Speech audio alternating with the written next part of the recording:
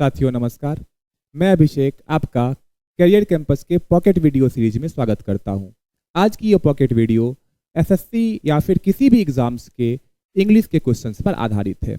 हमने इस सीरीज में 3 वीडियो पहले कर रखा है और ये हमारा चौथा वीडियो होगा। उम्मीद है कि आपको ये वीडियो पसंद आ रही होगी और आप इससे बहुत कुछ सीख रहे होंगे। तो बढ़ते हम लोग इसी कड़ी में हमारे इस कंटेंट की ओर। और इस कंटेंट में जो हमारा पहला क्वेश्चन है वो हमारे सामने में ये रहा। Choose the word which best expresses the meaning of the given word. एक वर्ड हमारे पास है और जो वर्ड है वो हमारा है एफिमेरल। हमें एफिमेरल का क्या बताना है? बेस्ट एक्सप्रेसेस, मतलब इसका साइनो बताना है आपको। तो एफिमेरल जो वर्ड है इसका मतलब होता है क्षणिक, जिसे आप कहते हैं टेम्पररी। ठीक है, जो बहुत जल्दी खत्म हो जाए, ठीक है, क्षणिक कहते हैं। इटर्नल इसका एंटो हो जाएगा, एंटोनिम जो इसका हो जाएगा वो हो जाएगा इटर्नल। इसका जो राइट आंसर हो जाएगा वो हो जाएगा मोमेंटरी, जो कुछ समय के लिए रहता है, कुछ समय के लिए। इसका अर्थ होता है कुछ समय के लिए। तो एफिमेरल का एंटो क्या हो जाएगा? इटर्नल, और इसका साइनो क्या हो जाएगा? मोमेंटरी। बढ़ते हैं हम अगले क्वेश्चन की ओर। हमारा जो अगला क्वेश्चन है हमारे पास वो ये कह रहा है कि identify the part of the sentence with an error. ये बहुत अच्छा क्वेश्चन है, इसमें बहुत जबरदस्त सा कंसेप्ट है। आप कंसेप्ट को सीखिएगा। कंसेप्ट हमारा ये कहता है कि अगर द नंबर ऑफ रहे, अगर हमें वर्ब यूज करना है द नंबर ऑफ के लिए, अगर हम वर्ब द नंबर ऑफ के लिए यूज करेंगे तो वहां पे लगाएंगे क्या? हम लोग सिंगुलर वर्ब का प्रयोग करते हैं। पहले आप इस कंसेप्ट को सीखिएगा। अगर हम वर्ब का यूज, अगर हमारा सब्जेक्ट जो है जो द नंबर ऑफ लगे तो वहां पे हम सिंगुलर वर्ब का प्रयोग करते हैं। अगर हम वर्ब का यूज अ नंबर ऑफ के लिए करें तो इसके लिए हम लोग करते हैं, अगर सब्जेक्ट हमारा द नंबर ऑफ हो उसके लिए क्या करेंगे? सिंगुलर वर्ब का यूज करेंगे। अगर हमारा जो सब्जेक्ट है वो अ नंबर ऑफ रहे वहां पे हम प्लूरल वर्ब का यूज करेंगे। अब आते हैं इस क्वेश्चन की ओर। The number of students, the number of, यहाँ पे ये सब्जेक्ट तो है लेकिन आप पढ़िएगा यहाँ पे जो हु है, ये जो हु है ये किसके, ये जो है यहाँ पे कौन सा प्रोनाउन है? Relative pronoun. ये जो हमारा हु है ये कौन सा प्रोनाउन है? तो ये है रिलेटिव प्रोनाउन। ठीक है, और रिलेटिव प्रोनाउन जो है वो वाक्य के बीच में यूज किया जाता है। आप देखिए वाक्य के बीच में अगर हु, दैट, विच ये सब यूज किया जाए तो वो एक रिलेटिव प्रोनाउन होता है। और रिलेटिव प्रोनाउन जो है वो एक नाउन के लिए यूज किया जाएगा और उसी नाउन के जस्ट बाद में होगा। मतलब ये हु जो है ये किसके लिए यूज किया गया होगा? ये यूज किया गया होगा स्टूडेंट्स के लिए। हु का यूज किसके लिए किया गया है? स्टूडेंट्स के लिए। अब आप बताइए कि स्टूडेंट्स सिंगुलर है या प्लूरल है? तो आप बताएंगे कि सर स्टूडेंट्स क्या है? प्लूरल है। तो स्टूडेंट्स के लिए जो वर्ब का यूज किया जाएगा वो भी कैसा किया जाएगा? प्लूरल ही किया जाएगा। अब आप ये बोलिएगा सर यहाँ पे जो सब्जेक्ट द नंबर ऑफ है, जो द नंबर ऑफ सब्जेक्ट तो है लेकिन इसके लिए जो वर्ब का यूज किया गया वो यहाँ पे किया गया, और यहाँ पे देखिए इज जो है वो सिंगुलर है।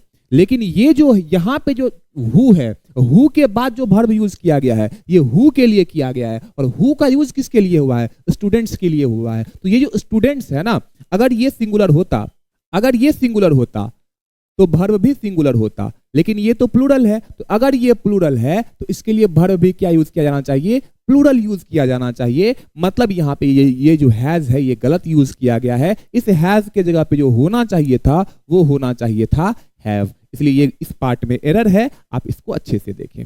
मैं आपको एक बार फिर से समझाने की कोशिश करता हूं। अगर यहाँ पे द नंबर, अगर हम वर्ब का यूज द नंबर ऑफ के लिए करेंगे तो सिंगुलर वर्ब होगा। अगर वर्ब का यूज अ नंबर ऑफ के लिए करेंगे तो प्लूरल वर्ब होगा। इसलिए देखें द नंबर ऑफ स्टूडेंट्स के लिए वर्ब यूज किया गया वो इज यूज किया गया है और सिंगुलर है। लेकिन ये जो हैज है ना, ये हैज हु के लिए यूज किया गया है, और हु किसके लिए? स्टूडेंट्स के लिए। तो अगर ये प्लूरल है ना तो ये भी कैसा होना चाहिए? प्लूरल होना चाहिए। इसलिए स्टूडेंट्स के लिए हैज नहीं, क्या लगाएंगे हम लोग?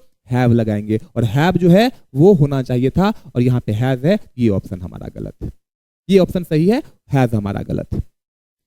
तो उम्मीद करता हूं कि ये कंसेप्ट आपको समझ में आया होगा। बढ़ते हैं आगे अगले क्वेश्चन की ओर। हम जो हमारा अगला क्वेश्चन है वो हमारे सामने में ये रहा कि fill in the blanks with the most suitable option। तो इस क्वेश्चन में आपको मोस्ट सुटेबल जो ऑप्शन है वो आपको बताना है।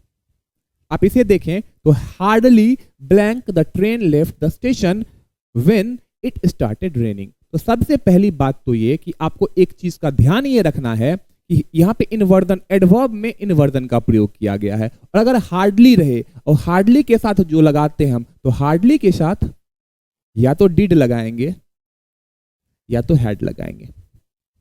तो इस हिसाब से हमारा ये ऑप्शन और ये ऑप्शन खत्म हो गया। तो हम या तो हैड लगा सकते हैं या डिड लगा सकते हैं। अब मेरी बात को अच्छे से समझिएगा, हैड के बाद हमेशा V3 का प्रयोग किया जाता है, had plus V3।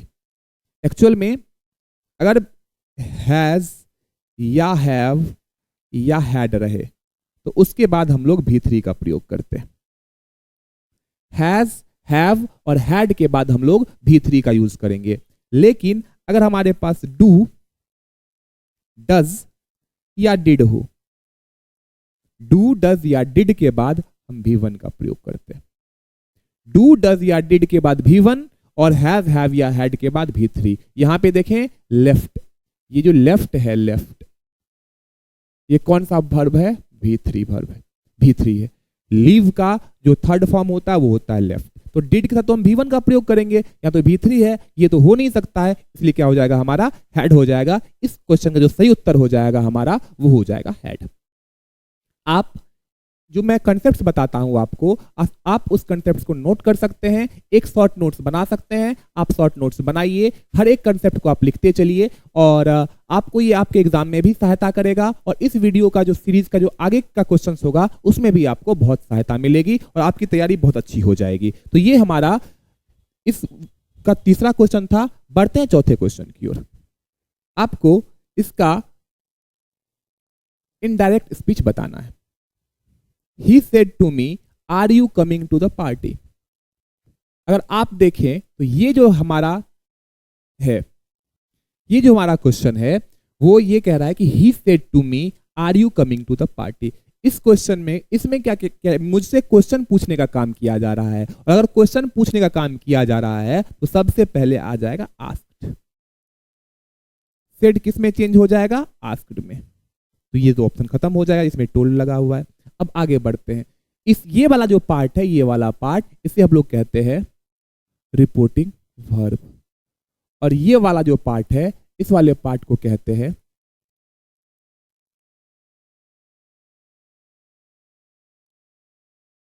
Reported speech. तो अगर ये पास्ट टेंस में है, अगर ये पास्ट टेंस में होता है, अगर रिपोर्टिंग वर्ब पास्ट टेंस में हो तो रिपोर्टेड स्पीच भी पास्ट टेंस में चेंज हो जाता है। और आर का जो पास्ट टेंस होता है वो या तो वाज में यूज करिएगा या तो वर में यूज करिएगा। तो आर, अब मी, यहां पे सब्जेक्ट का काम करेगा मी। ही आस्क्ड मी इफ, और अगर ये आस्क का आता है तो वहां पे आप इफ या वेदर का यूज करते हैं। तो ही आस्क्ड मी इफ, मी होगा आई में, इफ आई, तो was if I was, if लगेगा इफ आई। ये हमारा सही उत्तर हो जाएगा ऑप्शन नंबर ए। सबसे पहली बात कि ही मुझसे कहा है तो ये सब्जेक्ट बनेगा। तो ही आस्क्ड मी इफ लगेगा क्योंकि क्वेश्चन पूछा जा रहा है। मी चेंज होगा आई में और आई के साथ क्या लगेगा? वॉज। तो एक ही ऑप्शन ऐसा है, वो ऑप्शन नंबर ए, और यही सही उत्तर हो जाएगा। He asked me if I was coming to the party that night. चलते हैं हम अगले क्वेश्चन की ओर, और जो इस वीडियो का, इस कंटेंट का अंतिम क्वेश्चन है। जो हमारा अंतिम क्वेश्चन है वो हमारे सामने ये रहा। Select the most appropriate meaning of the idiom. इस इडियम का आपको अप्रोप्रिएट मीनिंग बताना है। Burning the midnight oil. तो बर्निंग द मिडनाइट ऑयल का मतलब होता है देर रात तक जो काम करता है उसे कहते हैं बर्निंग द मिडनाइट ऑयल। ठीक है, बर्निंग द मिडनाइट ऑयल का मतलब होता है देर रात तक काम करना, working till late at night. ये हमारा इस क्वेश्चन का सही उत्तर हो जाएगा। तो ये इस सेट का आखिरी क्वेश्चन था। तो साथियों, एक बात का ध्यान रखिएगा कि जनरल कंपटीशन एक ऐसा चीज है जिसमें वो पास नहीं करता है जो बहुत तेज होता है, उसमें वो पास करता है जो कंसिस्टेंट रहता है और लगातार अपनी मेहनत को करता है। तो इसी उम्मीद के साथ कि आप लगातार मेहनत करते रहेंगे और जल्द ही एक नौकरी पाएंगे, इसी उम्मीद के साथ मैं इस वीडियो को यहीं खत्म करता हूं और मिलते हैं आपसे अगले वीडियो में। तब तक के लिए आप अपना ख्याल रखिए और अच्छे से पढ़ाई करते रहिए। धन्यवाद।